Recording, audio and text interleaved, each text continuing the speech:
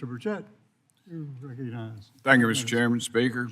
Mr. Jeffries, what priorities or revisions would you like to see in the surface transportation reauthorization legislation?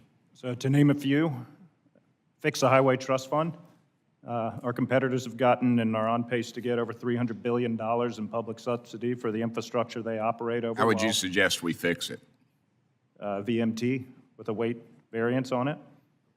There are initial pilot programs out there. It's very eminently doable right now, and it's the most equitable way to do it. 2, no truck size and weight increases. 3, maintain multimodal competitive grant programs for our public partners and our short line colleagues. 4, create an outcomes regulation-based paradigm that focuses on safety outcomes versus inputs, to name a few.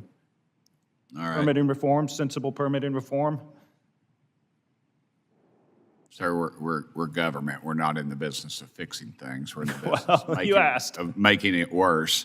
But I appreciate that. We'll work on that. The Highway Trust Fund, tell me how it impacts the rail industry.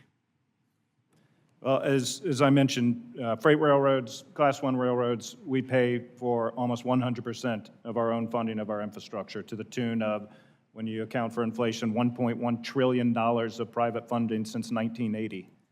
And we compete strongly against our trucking partners. They are partners, they're also competitors, and they operate over a public highway system that is woefully underfunded by the user fee structure. And all that leads to is a competitive imbalance.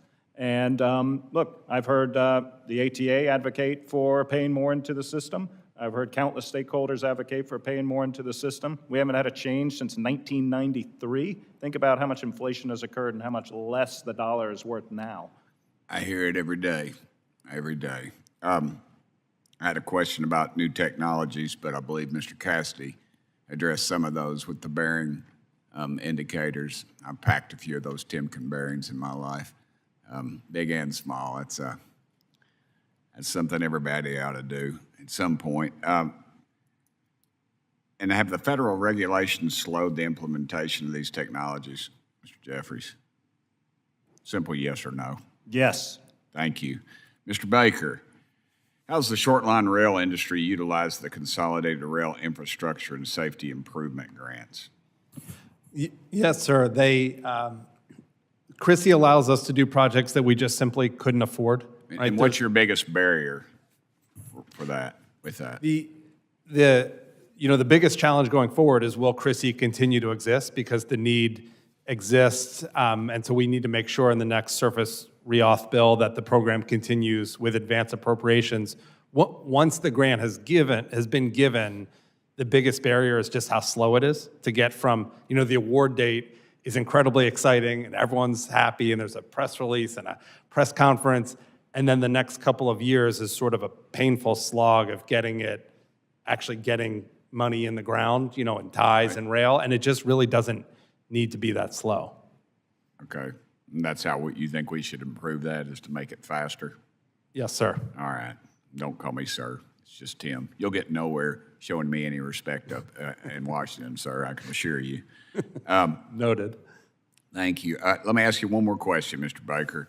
You've been very helpful. Has the bureaucratic red tape interfered with short line's ability to build, and how can Congress remove those barriers?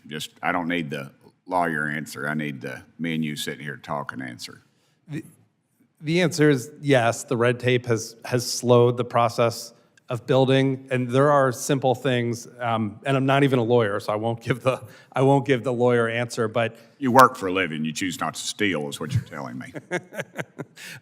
Things such as permit by rule, where if it's obviously a rehabilitation in an existing right-of-way, the answer is obvious. There's going to be no significant environmental impact. It's going to get a categorical exclusion. There's no reason that process needs to take months or years. That should be essentially instantaneous. Right. Also, pre-award authority, let us spend our own money at risk, and then we can get the project going. And then if you want to spend a few months arguing over paperwork, it's not as painful, because Great. At least we're making progress. Would any of you two gentlemen like to add anything to that in the next 12 seconds?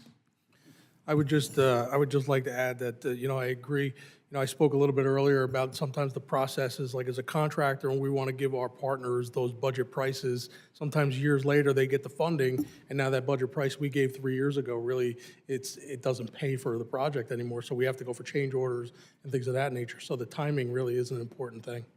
Thank you, Mr. Chairman. I yield back. Mr. Chairman, I would like to say for the record that I have a intern with me named Emma Grace from Nashville, Tennessee, and she is wonderful. We hear a lot of bad things about what's going on with our young people in this country, and around a young person like that, it makes me feel a whole lot better about where our country's headed.